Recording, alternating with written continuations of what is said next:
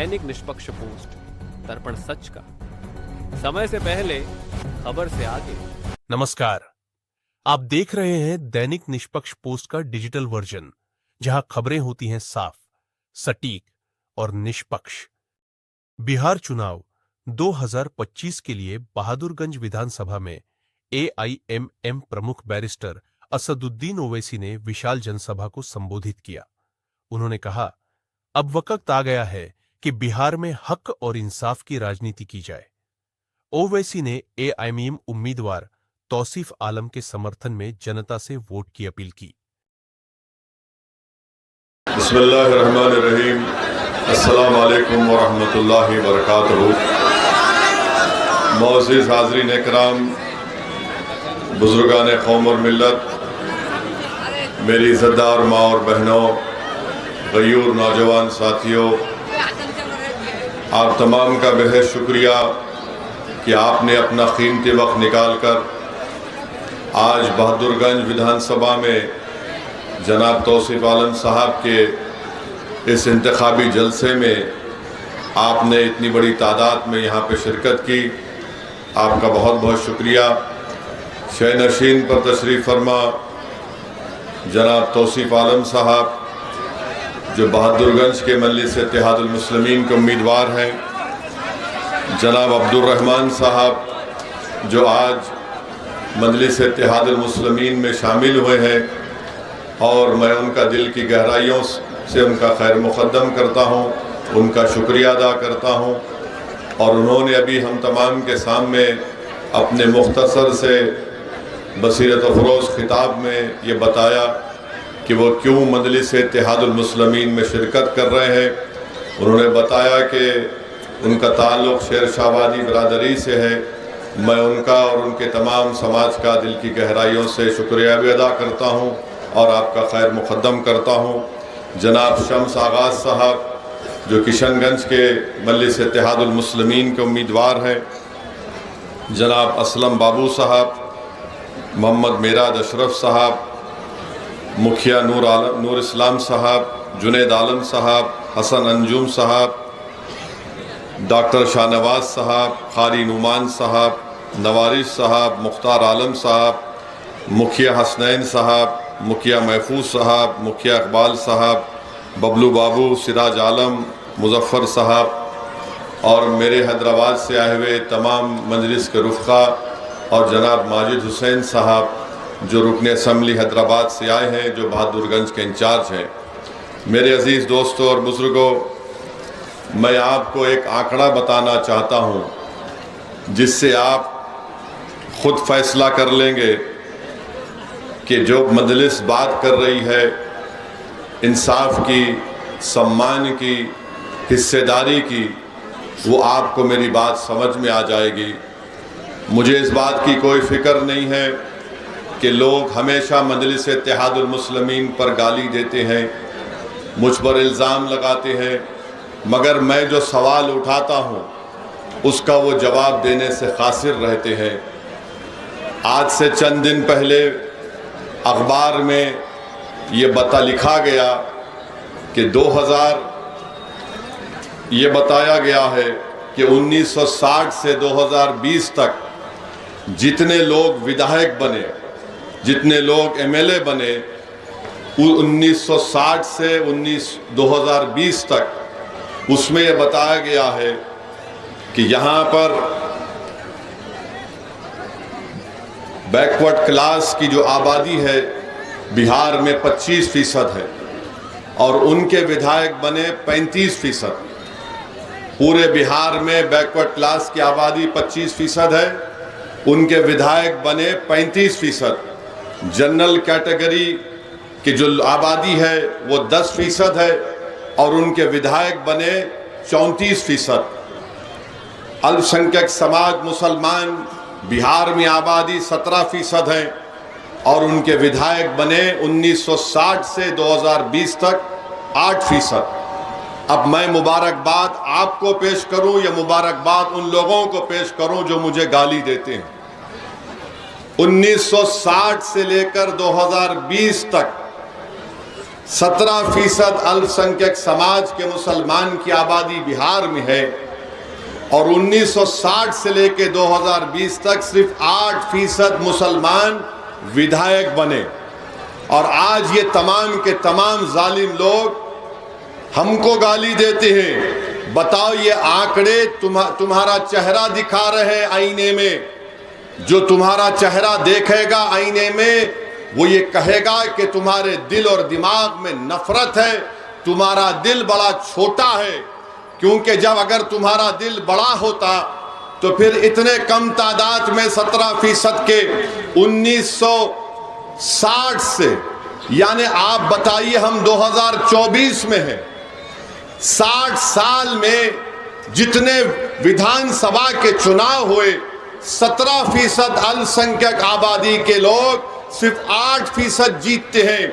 और backward class जिनकी आबादी 25% है उनके 35% लोग विधायक बनते हैं। जनरल कैटेगरी के लोग जो 10% आबादी में उनका हिस्सा है 34% उनके विधायक बनते हैं। तो बताओ आप क्या फैसला करने वाले हैं 11 तारीख को? इसी तरह कोई आपको आकर डराएगा, इसी तरह कोई आकर आपको फुसलाएगा, इसी तरह कोई आकर आपका इस्तेसाल करेगा। मेरे भाई, मैं सच्चाई को बयान कर रहा हूं। जो सामाजिक न्याय की बात करते हैं, प्रधानमंत्री सबका साथ, सबका विकास, सबका विश्वास की बात तो जरूर करते हैं, मगर उनकी पार्टी एक भी मुसलमान को टिकट नहीं देती। जेडीयू नीतीश कुमार अपने आप को बड़ा कहते हैं, मगर बताओ आखिर बिहार में ये क्यों होता है?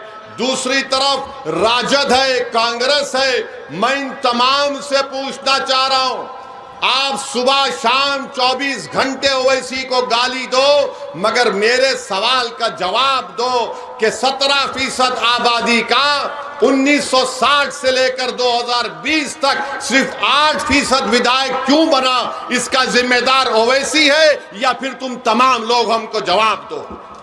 ये बात आपको यहां से समझकर यहां से जाना है। और ये तमाम ताकतें, फिरका परस्त ताकतें ये कोशिश कर रही हैं कि सीमांचल को हमेशा के लिए पसमानदा रखा जाए, सीमांचल की जनता को हिंदू और मुसलमान के नाम पे बांटा जाए और मुसलमानों को सुरजापुरी, कुल्हैयार, शेरशाहबादी के नाम पर बांटा जाए। मैं आप तमाम से कह रहा हूं कि सुरजापुरी है तो फखर से कहो सुरजापुरी है, कुल्हैया है तो फखर से कहो कुल्हैया है, शेरशाहबादी है तो फखर से करो शेरशाहबादी है। मगर याद रखो, दुश्मन को उसकी साजिश में कामयाब होने मत दो। दुश्मन को शिकस्त देना है, एक रहकर शिकस्त देना है। और रहा सवाल प्रधानमंत्री का, प्रधानमंत्री जितना दूर फेंकते हैं उतना कोई नहीं फेंकता है। इतना लंबा लंबा झूठ बोलते हैं, कोई नहीं। प्रधानमंत्री आज से कई बरस पहले सऊदी अरब गए थे। सऊदी अरब गए तो वहां पर प्रधानमंत्री को सऊदियों ने एक पुरानी तोप दिखाई, तोप। तो प्रधानमंत्री तोप को देखे सब, फिर के वीडियो है। अब मैं उस पर कुछ बोलूंगा, वो थोड़ा आपको हंसाने के लिए, बीजेपी वाले नाराज ना हो। तो प्रधानमंत्री उस तोप को देखे और उस सऊदी शेख से पूछे, ये शेख ये तोप कितना दूर फेंकती? तो वो सऊदी शेख बड़ा चालाक था, बोला वल्लाह तुमसे कम फेंकती।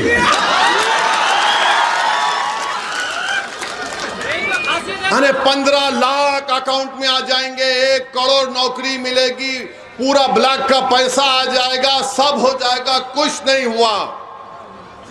3 मर्तबा बिहार की जनता ने मोदी को प्रधानमंत्री बनाया और प्रधानमंत्री क्या दिया बिहार को? कुछ नहीं दिया। सीमांचल को क्या दिया? सिवाय जुमलेबाजी के कुछ नहीं दिया। दूसरी तरफ आप देखते हैं कि कैसा कैसा कानून बीजेपी ने बनाया देश में। ट्रिपल तलाक का कानून बनाया। मैं पार्लियामेंट में 3 मर्तबा खड़े होकर अपनी तकरीर में कहा कि यह कानून मुस्लिम महिलाओं के खिलाफ है, उनसे इंसाफ नहीं करेगा। ये झूठ है, तुम इंसाफ नहीं करना चाहते हो तुम सिर्फ इस्तेसाल करना चाहते हो। 3 मर्तबा कानून बना दिए, आज मुस्लिम महिला खुद परेशान है। CAA का कानून बनाया, मजहब की बुनियाद पर बनाया। मैंने पार्लियामेंट में खड़े होकर मोदी की आंख में आंख डालकर कहा यह काला कानून है। जिस तरह महात्मा गांधी ने गोरे फार्म अफ्रीका में कानून को फाड़ा था, मैं इस कानून को फाड़ता हूं और दुनिया ने देखा वो कानून गलत है। फिर UAPA का कानून बना दिया गया, नया कानून उसमें तरमीम की गई। मैं प्रोफेसर मुसव्विर आलम से पूछना चाह रहा हूं, आप तो पढ़े लिखे हैं ना प्रोफेसर साहब, आप हमको बताओ, जब 2019 में अमित शाह UAPA के कानून को तरमीम कर रहा था तो क्या तुम्हारी पार्टी उसकी तायद नहीं की? बताओ प्रोफेसर साहब, किसने उसकी मुखालिफत की थी? असदुद्दीन ओवैसी ने उसकी मुखालिफत की। पूरे पार्लियामेंट में 2 लोग उस कानून के खिलाफ वोट डाले, उठाकर देख लो आप, उसमें मैं और इम्तियाज जलील शामिल थे। और आप जिस पार्टी से ताल्लुक है, राजद से पूछो, राजद ने भी सपोर्ट किया था। यानी अमित शाह कानून ला रहे और मुसव्विर साहब की पार्टी और राजद उसको सपोर्ट करती है। मजलिस ने मुखालिफत की। फिर कानून लाया गया वक्फ का। देश के प्रधानमंत्री मुल्क के वक्फ को खत्म करना चाहते हैं, मस्जिदों को छीनना चाहते हैं, दरगाहों को छीनना चाहते हैं, कब्रिस्तान को छीनना चाहते हैं, ईदगाह की जमीन को छीनना चाहते हैं। बीजेपी और नरेंद्र मोदी और नीतीश कुमार के साथ वक्फ को खत्म करना चाहते हैं पूरे भारत में। मेरे अजीज दोस्तों और बुजुर्गों, उस वक्त भी हमने पार्लियामेंट में खड़े होकर मैंने उस कानून पर अपनी तकरीर की और उस 45 तरमीमात के ऊपर मैंने कहा यह संविधान के खिलाफ है। मैंने कहा यह कानून संविधान के खिलाफ है और उस कानून को फाड़ दिया। 128 पेज की मैंने रिपोर्ट लिखकर पार्लियामेंट में पेश की कि कानून क्यों संविधान के खिलाफ है। अरे बताओ प्रोफेसर साहब, आप क्या कर रहे थे? आज आप बड़ी बड़ी बातें करते हैं। मेरे अजीज दोस्तों और बुजुर्गों, बीजेपी इस देश को तब्दील करना चाहती है, इस देश के संविधान को खत्म करना चाहती है बीजेपी। और 20 साल से बीजेपी नीतीश कुमार के साथ है। हाँ, एक वक्त 1 साल तेजस्वी भी उनके साथ आ गए थे। नीतीश कुमार की काबिलियत यह है कि उनका अगर रात में सुबह उठते हैं और उनका दिल ये बोला कि नहीं अब के आज मैं चाय मोदी के साथ पीऊंगा, तो उनके साथ पी लेते हैं। अगर दूसरे दिन ख्वाब में उनको कुछ आ गया तो बोले अब तेजस्वी को खरीद कर लेता हूं। तो शायद नीतीश कुमार को भी नहीं मालूम कि वो कब किस तरफ करवट ले ले। जिस तरह बिहार में ब्रिज बन जाता उस तरह नीतीश कुमार कुछ भी कर सकते हैं। नीतीश कुमार और मोदी ने एक काला कानून बनाया वक्फ का। मेरे इज्जतदार माँ और बहनों, आप बताइए, कानून ये बोलता है कि अगर कोई मुसलमान अपनी जायदाद को अल्लाह के नाम पे वक्फ करना चाहता है तो मोदी बोल रहे कि हिबा से नहीं हो सकता क्योंकि मुस्लिम महिला का हक नहीं मार सकते। क्या कोई दूसरे धर्म में इस तरह का कानून है कि अगर कोई अपने भगवान के नाम पर या किसी के नाम पर अपनी पूरी जायदाद देना चाहता है तो क्या कोई पूछता है कि तुम अपनी बेटी का हिस्सा रख रहे हो नहीं रख रहे हो? अगर मैं अपनी जमीन को अल्लाह को दे रहा हूं तो उसमें औलाद का क्या करना है? मगर मोदी जी बड़ी मोहब्बत करते हैं मुस्लिम महिलाओं से। मोदी जी, आपकी मोहब्बत में सच्चाई नहीं है। अगर सच्चाई है तो बुलाओ बिल्किस बानो को अपने घर में बिठाकर चाय पिलाओ। मोदी जी, वो बिल्किस बानो जब तुम मुख्यमंत्री थे गुजरात के, उसको 12 लोगों ने उसकी असमत लूटी थी। वो बिल्किस बानो से इंसाफ नहीं करते। मगर बीजेपी कहती है कि वक्फ का कानून, अरे वक्फ का कानून वक्फ को बर्बाद करने के लिए लाया गया नीतीश कुमार, और इसमें चिराग पासवान भी शामिल है। चिराग पासवान, नीतीश कुमार और मोदी ने मिलकर इस तरह का काला कानून लाया। मगर दुनिया ने देखा कि लोग बोलते एक MP जीतने से क्या होता।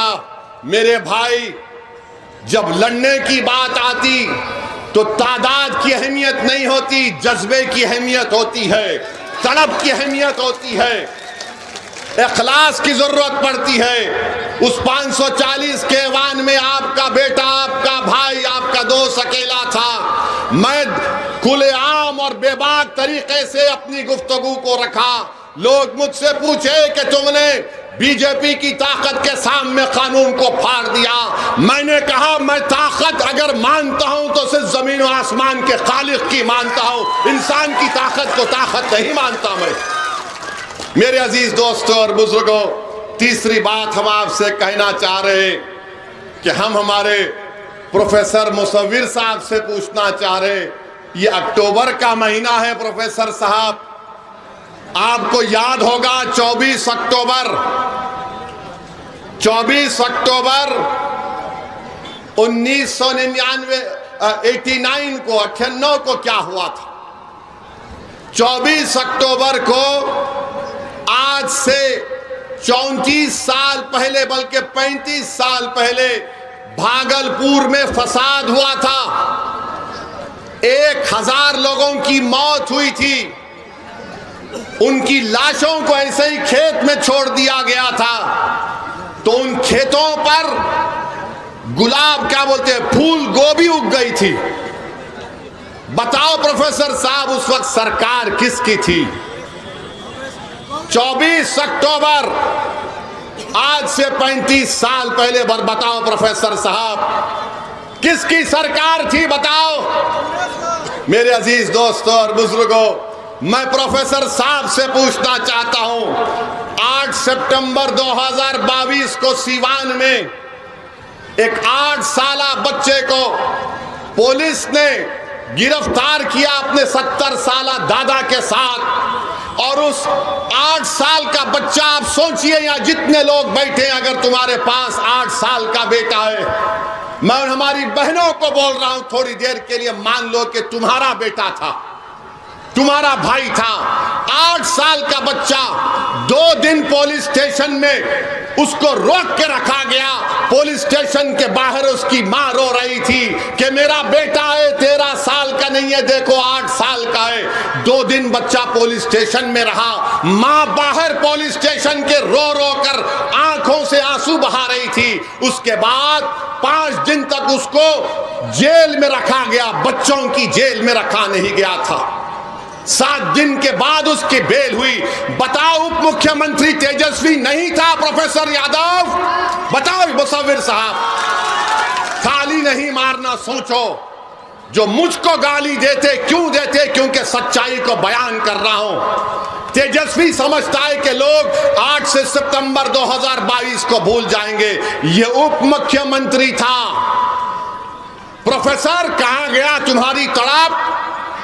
तुम्हारे मुंह से गाली निकलती माजिद के लिए, क्या तुम्हारी जबान पर गाली नहीं आती? अगर वो बच्चा तुम्हारे औलाद होता तो तुम क्या करते? बताओ। 2 दिन 8 साल का बच्चा पुलिस स्टेशन में, तेजस्वी बैठा है पटना में और बड़ा बड़ा बोलता है, अरे हम हैं, ये कर देंगे, मुसलमान का वो कर देंगे। तुम तो उप मुख्यमंत्री थे ना, तुम तो उप मुख्यमंत्री थे। तुम्हारे भाई से तुम्हारी नहीं बनी तो तुमने भाई को अपने घर से निकाल दिया। तेजस्वी, उस मां पर क्या गुजरी होगी? उस अपने 8 साल के बेटे को उसने 7 दिन नहीं देखा। बेल पे निकला बच्चा वो सीवान में। आज बड़ी बड़ी बातें करते हैं। और ये जो प्रोफेसर साहब हैं, माशाल्लाह से ये ऐसे हैं कि ये हर पार्टी में जाके आए हैं।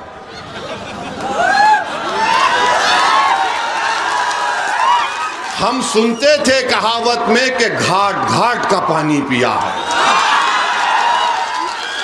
तो मालूम हुआ प्रोफेसर साहब पहले गए, हाँ पहले एनसीपी में गए, फिर उसके बाद जेडीयू बीजेपी में गए, फिर जन अधिकार में गए, फिर उसके बाद वो नई पार्टियां उसमें गए, उसके बाद कांग्रेस में आ गए। इतना तुमने कितनों का नमक खाया भाई? एक दो तीन चार पांच, पांच तो 5 वक्त की नमाज में सजदा करते, ये तो हर जगह जाके क्या बात है प्रोफेसर साहब, 5 जगह आप गए और फिर आप हमको आईना दिखा रहे हैं। याद रखो ये जबान बड़ी दराज है, तुम्हारे हर सवाल का नहीं बल्कि तुम्हारे सियासी आकाओं भी मेरे सामने गूंगे हो जाते हैं। ये आप बताइए। अच्छा, फिर अभी तौसीफ साहब ने कहा कि हर कोई मुझसे पूछ रहा है ये क्यों आया, हैदराबाद से क्यों आया। मेरे भाई याद रखो, भारत एक आजाद मुल्क है। बिहार और हैदराबाद हमेशा भारत का हिस्सा था और रहेगा। ये जो इनकी सोच है ना, ये जागीरदारों की सोच है, ये समानतावाद की सोच है। तू कौन होता हमारे इलाके में आने का? अरे ये इलाका तुम्हारे बाप का नहीं है, मैं आता रहूंगा इंशाअल्लाह ताला। अगर तुम्हारे में हिम्मत है तो रोक के दिखा। कोई कहता है कि सिक्योरिटी, अरे निकाल लो सिक्योरिटी, मौत का एक ही दिन है, एक ही वक्त है। ओवैसी दुनिया में आया, ओवैसी और हम तमाम दुनिया में आए तो हम एक ही वक्त मरेंगे, 2 वक्त नहीं मरेंगे। बोल कब मारना है, मैं तैयार हूं सीमांचल के लिए मरने के लिए। ये बात मत करो। याद रखो, जिंदगी की हैसियत मेरे लिए एक पैर की धूल की तरह है। तुम बार बार बोल रहे सिक्योरिटी, अबे सिक्योरिटी तू रख ले, मुझे क्या करना है उससे। वो कर रहे हैं यहां का आगे, बिहार को आगे। अरे बिहार नहीं, हिंदुस्तान के कोने कोने में गए हैं। और फिर जब भारत को जरूरत पड़ी तो बहरीन में जाकर भारत की बात की, कुवैत में जाकर बात की, सऊदी अरब में जाकर बात की। अरे तुम्हारी जबान तो, तुम तो गूंगे हो, तुमको एक ही बात आती है, ओवैसी ओवैसी ओवैसी। अबे तुझे घर में मोहब्बत नहीं मिली तो मेरा क्या कसूर उसमें। अबे घर में मोहब्बत नहीं मिली तो हम पे। आप बताइए मेरे अजीज दोस्तों और बुजुर्गों, क्यों आए? अरे आते रहेंगे। मैंने हमेशा कहा सीमांचल की जनता से, और आज आपके दरमियान में खड़े होकर फिर से दोहरा रहा हूं, अल्लाह जब तक जिंदा रखेगा, मैं तुम्हारी लड़ाई अपनी लड़ाई समझता हूं। तेजस्वी की तरह मेरा दिल छोटा नहीं है, मेरा दिल बहुत बड़ा है, मेरा दिल बहुत बड़ा है। अल्लाह जब तक जिंदा रखेगा, सीमांचल की लड़ाई जारी रहेगी। जब तक सीमांचल से इंसाफ नहीं मिलेगा, हम लड़ते रहेंगे। और सीमांचल से इंसाफ का मतलब ये नहीं है, सीमांचल से इंसाफ का मतलब ये नहीं है कि ओवैसी के एमएलए बड़ी तादाद में जीत जाए। जीतने के बाद जब सीमांचल से इंसाफ होगा, और कैसे होगा? यहां पर नदी का कटाव खत्म होगा, यहां पर बच्चों के लिए स्कूल होगा, यहां पर अलीगढ़ मुस्लिम यूनिवर्सिटी का कैंपस सही होगा, यहां पर महिला जो सबसे ज्यादा कैंसर के मरीज का शिकार है उनका अस्पताल बनेगा, यहां के नौजवानों के चेहरों पे मुस्कुराहट आएगी। ये काम हमको करना है। मेरे अजीज दोस्तों और बुजुर्गों, नफरत इसीलिए होती है, नफरत इसीलिए की जाती है। अगर आपका वोट होगा, आपका नुमाइंदा जीतेगा तो कामयाबी मिलेगी, और अगर आपका साथ होगा तो यकीनन याद रखो, जब एक मल्ला समाज जो 3% या 3.5% बिहार में है, वो कह रहे हैं कि अगर हमको सत्ता मिलेगी तो हमारे समाज का आदमी उप मुख्यमंत्री होगा। मैं आपसे पूछ रहा हूं, 17% जनता क्या करेगी? 17% जनता को तय करना है पूरे बिहार में। अगर 3% वाले कहते हैं कि मल्ला का बेटा उप मुख्यमंत्री होगा, तो ओवैसी जो हैदराबाद से आकर तुमसे कह रहा है कि अब्दुल्ला का बेटा इंशाअल्लाह मुख्यमंत्री होगा, अबू बकर का बेटा उमर का बेटा, अली का बेटा, उस्मान का बेटा मुख्यमंत्री होगा भारत का, फातिमा का बेटा मुख्यमंत्री होगा। बल्कि अगर हम मजलिस को बड़ी तादाद में काम करेंगे तो याद रखो, मेरी इस बात को नकारना नहीं, सीमांचल का बेटा बिहार का मुख्यमंत्री होगा इंशाअल्लाह। और ख्वाब देखना कोई बुरी बात नहीं है, उस ख्वाब को पूरा करना हमारा आपका काम। अगर आप इत्तेहाद को मजबूत करेंगे, हम हमारे हिंदू भाइयों से भी कहना चाह रहे हैं, सीमांचल के, ये सीमांचल की लड़ाई है। हम किसी के मजहब के खिलाफ नहीं है, हम इंसाफ की बात कर रहे हैं। हम बराबरी चाहते हैं, हम हिस्सेदारी चाहते हैं। और हमारे एक मजलिस के एक नुमाइंदे ने टीवी चैनल पर बैठकर अच्छा कहा, क्या नाम था, शादाब, बच्चे का नाम शादाब चौहान ने कहा कि आप राजद के किसी नेता ने टीवी चैनल पर उससे कह दिया कि आप इतना सीट खड़ा कर दिए। तो शादाब ने कहा, देखो भाई, महाभारत नहीं होती थी अगर आप पांडवों को 5 गांव दे देते। हमने 6 सीट मांगा था, आपने नहीं दिया, पूरे कौरवा बर्बाद हो गए। इसीलिए तुम आपको बता रहे हैं, हम तो 6 सीट पूछे थे, मगर तुम अहंकार में थे। तेजस्वी बड़ी बात करते हैं, बोलते हैं मेरी उम्र कच्ची है मगर मेरी जबान पक्की है। अगर तुम्हारी जबान पक्की थी तो अंजर नईमी को तुमने घर क्यों बिठा दिया? समझा आपने? समझा आपने? वो बेचारा गया ये समझ करके ये हमारा साथ देगा। हम पहले से कह रहे थे, जालिम किसी का साथ नहीं देता, वो सिर्फ इस्तेमाल करके छोड़ देता है। मेरे अजीज दोस्तों और बुजुर्गों, हम आपसे आखिर में अपील कर रहे हैं कि सीमांचल में एक आजाद सियासी लीडरशिप की जरूरत है। वरना याद रखिए, सीमांचल में अगर हम हिस्सेदारी को हासिल नहीं करेंगे तो फिर आपको और हमको, हमारी आने वाली नस्लों को नजारा देखना पड़ेगा कि हर रमजान में नीतीश कुमार आते हैं, तेजस्वी आते हैं और सर पे टोपी पहनते हैं। कोई उनके गले में आकर वो शाल डाल देता है, 11-12 घंटे का रोजा गरीब मुसलमान का रहता है और उससे कहते हैं खजूर ले और तेजस्वी और नीतीश के मुंह में डाल दे। और हमारा बेचारा मासूम बड़ा खुश, और बेचारा उनको खजूर खिला देता है।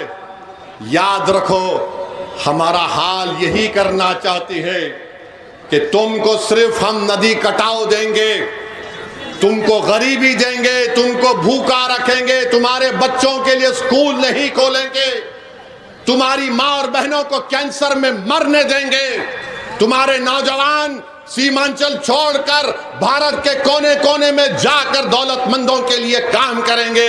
जब तुम पूछोगे कि बताओ तुमने क्या दिया, तो बोलेंगे तेरे साथ हमने रोजा खोला था।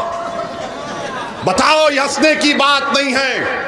तुम जब यहां से उठोगे तो ओवैसी के इस बात को समझो, मेरी बात को पहुंचाओ सारे सीमांचल के कोने कोने में। ये लड़ाई वक्फ कानून के खिलाफ है, ये इलेक्शन वक्फ कानून के खिलाफ वोट देने के लिए। ये इलेक्शन बीजेपी और नीतीश कुमार के जंगल राज के खिलाफ वोट देने के लिए। ये लड़ाई सीमांचल के इंसाफ के लिए, मजलिस का साथ देने के लिए है। ये लड़ाई सीमांचल के बेटे को मुख्यमंत्री बनाने की लड़ाई है। याद रखो, क्या आप साथ देंगे हमारा? क्या आप साथ देंगे हमारा? 11 तारीख को कहां बटन लगेगा? 11 तारीख को बटन कहां दबेगा? हमारा इत्तेहाद जिंदाबाद, हमारा इत्तेहाद जिंदाबाद, सीमांचल जिंदाबाद, सीमांचल जिंदाबाद, तौसीफ आलम जिंदाबाद, अब्दुल रहमान जिंदाबाद, अब्दुल रहमान जिंदाबाद। अल्लाह आपके इत्तेहाद को सलामत रखे। बहुत बहुत शुक्रिया। अस्सलाम वालेकुम। अगर आपको हमारी यह खबर पसंद आई हो तो वीडियो को लाइक करें और ऐसे ही विश्वसनीय और तेज खबरों के लिए हमारे चैनल को सब्सक्राइब करें। बेल आइकन दबाएं ताकि हर अहम अपडेट आप तक सबसे पहले पहुंचे। धन्यवाद।